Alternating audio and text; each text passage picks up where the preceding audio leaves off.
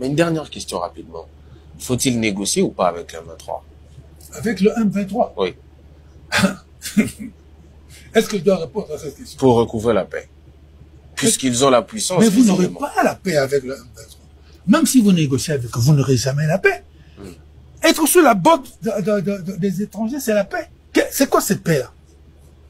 M23 n'existe pas. M23, c'est Kagame, ok, qui veut conquérir une partie du pays. Première hypothèse. Deuxième, l'ensemble du pays. Mettre ici à Kinshasa quelqu'un qui va faire ce que lui veut. Témoin.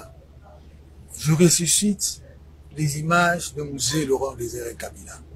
Il a dit clairement, je cite de mémoire, ils veulent que je fasse ce qu'ils veulent.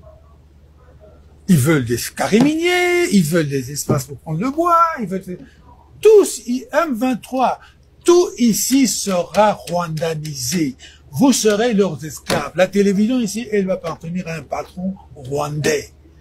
C'est ce qu'ils veulent. On ne domine pas un peuple pour l'émanciper.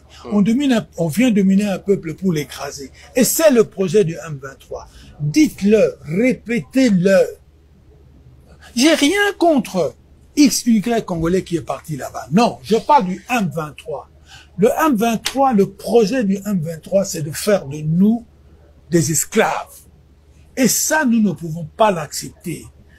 Et ça, celui qui ira négocier avec le M23, ça veut dire quoi? Ça veut dire qu'il accepte qu'on nous piétine.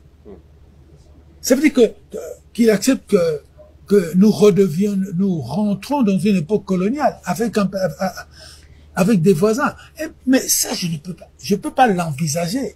Non, nous devons nous battre. Faisons seulement l'effort de trouver les conditions qui vont faire que nous nous battrons mieux. C'est ce que je reproche aujourd'hui qui n'est pas fait. Si vous voulez vraiment comprendre le fond de ma pensée. Est-ce que nous faisons tout ce qu'il faut pour mieux nous battre? Est-ce que nous le faisons? Je m'excuse, je réponds non. Et là, quand je dis ça, je ne pointe pas le doigt ni au ministre de la Défense nationale. Je pointe le doigt vers la nation. Vous êtes un opposant. Quand vous avez un tel comportement, pensez-vous que ce comportement-là va dans le sens d'aider ceux qui sont en responsabilité de gagner la guerre? Pourquoi pensez-vous, pourquoi une partie de notre opposition pense que si les FARDC gagnent, ça veut dire que Tshisekedi a gagné? C'est pas ça, c'est le pays qui doit gagner. Comme hier, c'était pas Kabila qui gagnait, c'était le pays qui gagnait. C'est cette idéologie-là qu'il faut mettre dans la tête des dirigeants, tous, du pouvoir et de l'opposition. Le pouvoir, il y a bas, mais le pouvoir, il y a Bissot. C'est faux. Merci. Ça va pas construire le Congo. Au contraire, ça va tuer le Congo.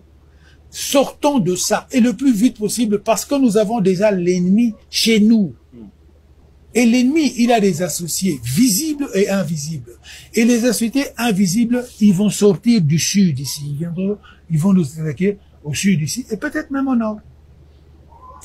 Corneille Nangaa n'hésite d'ailleurs pas à le dire. Merci, Monsieur Kambila. Nous terminons cette émission. C'est moi qui vous remercie de me donner la possibilité de tenir un discours que je n'entends pas beaucoup.